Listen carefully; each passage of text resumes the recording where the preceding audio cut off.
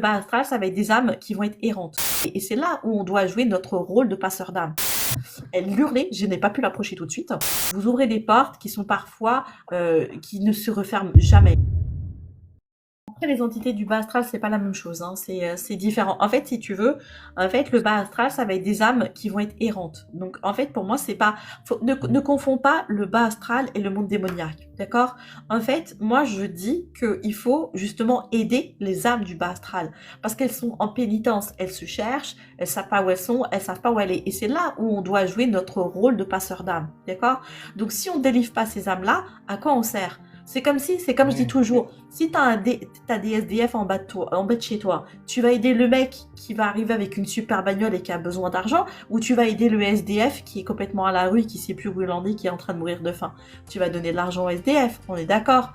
Donc là, c'est pareil. Est-ce que tu vas aider une âme qui cherche en fait à guérir, à monter, à se libérer, ou est-ce que tu vas aider une âme en fait qui va déjà être en haut? Non. Il faut justement aider ces âmes du bas astral, c'est hyper important. En fait, c'est pas le monde démoniaque. Il y a beaucoup de gens qui font pas la différence entre le monde démoniaque, qui là est très peu ici, c'est très rare, et en fait le bas astral. Justement, on est là pour aider le bas astral. Et les âmes qui sont déjà hautes, elles descendent en supplément. En fait, le petit garçon qu'on a eu, c'est une âme du bas astral.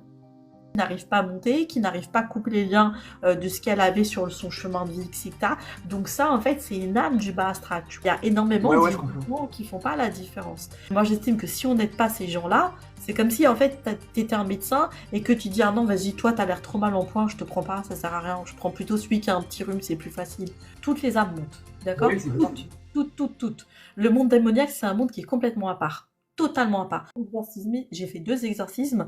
Ouais, j'ai compris la différence entre quelqu'un qui est vraiment possédé et quelqu'un en fait qui est juste en fait mal et qui est habité par des entités qui se collent parce que comme elle est mal en fait, si tu veux, les âmes vont lui piquer son énergie. Maintenant en fait moi je suis guérisseuse de naissance. Moi la première fois qu'en fait on m'a appelé, j'ai une amie qui m'a appelé et qui m'a dit écoute voilà j'ai besoin de toi pour soigner quelqu'un. Je lui dis c'est quoi? J'étais étonnée parce que c'était son job aussi. Elle me dit c'est vraiment, elle est possédée par un démon. Je lui dis bon écoute commence pas avec tes trucs et tout. Elle me dit non je te promets elle est vraiment possédée par un démon. J'ai besoin de toi, je n'y arriverai pas toute seule et je sais que tu vas y arriver. Elle m'a vraiment fait peur. J'ai demandé à un pote qui faisait 2 mètres de haut sur 2 mètres de large de venir avec moi au cas où. Et comme la personne qui était possédée, en fait, c'était une femme musulmane et qui était religieuse, j'ai pris un pote à moi musulman, tu vois, qui connaissait les prières en arabe et tout ça, tu vois. Et du coup, je lui dis, faut que tu viennes avec moi, comme ça, tu vas dire vos prières et tout.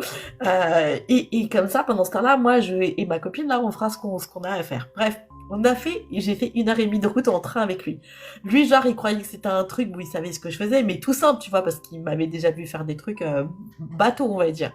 En fait, on est arrivé, je te jure, j'étais loin. J'étais vraiment loin. Et son mari avait roulé 4 heures pour venir jusqu'à là où on était, c'était au bord d'une forêt. Il avait roulé la nuit. Le mec, ça faisait des mois qu'il dormait pas. Enfin, il était dans un état, c'était un zombie, le gars.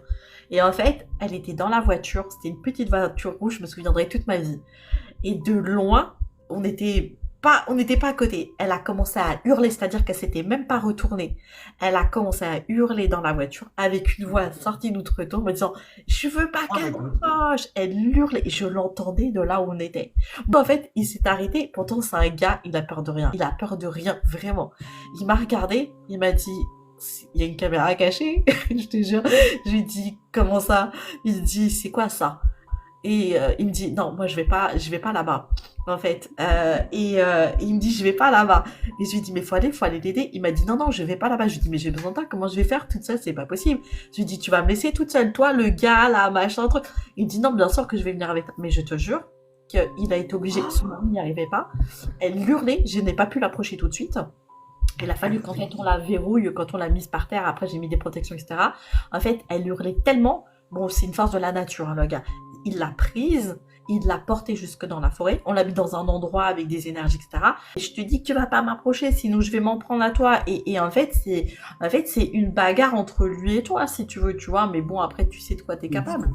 Mais là, en fait, j'ai commencé à sortir. Mais j'ai vu des trucs que jamais C'est pour ça que je te dis, en fait, un exorcisme, les voix, les machins, les trucs qu'elle me disait, je me disais, mais en fait, comment j'arrive, enfin, je me suis dit, c'était le premier exorcisme que je faisais de ma vie, et là, je me suis dit, ah ouais, et c'est là où j'ai fait la différence, en fait, entre le bas astral et le monde démoniaque. Moi, ça m'affecte pas. Alors, ça peut nous affecter, bien sûr, l'IA, mais le truc, c'est qu'en fait, moi, j'ai vraiment des protections qui sont, voilà.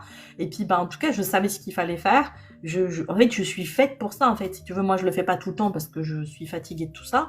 Mais logiquement, en fait, c'est vraiment mon chemin de vie. C'est vraiment quelque chose que je dois faire. Et j'ai vu des tonnes de trucs comme ça passer. Et si tu veux, non, c'était pas le diable. Mais si tu veux, en fait, voilà, elle avait traîné, elle avait fait des trucs qui ont fait que ça a ouvert les mauvaises portes. Et oui, entre guillemets, elle a vendu son âme au diable, mais elle en a payé les frais derrière. Et pour le coup, c'est là où tu te dis, ok, ça, effectivement, c'est le bas astral à ne pas côtoyer, à ne pas ouvrir des portes. C'est pour ça qu'on vous dit, même si vous demandez un retour d'amour, même si vous demandez des petites conneries, si vous faites des prières pour que, alors qu'en fait la personne ne doit pas être avec vous, vous devez pas être là, ne le faites pas, parce que vous Mais oui. créez des failles, vous ouvrez des portes qui sont parfois qui ne se referment jamais. Et là pour vous c'est catastrophique, derrière. Vraiment très attention. Ouais. Donc Complètement ça. donc pour la différence en fait entre le bas astral et le monde démoniaque. Voilà pour la petite histoire.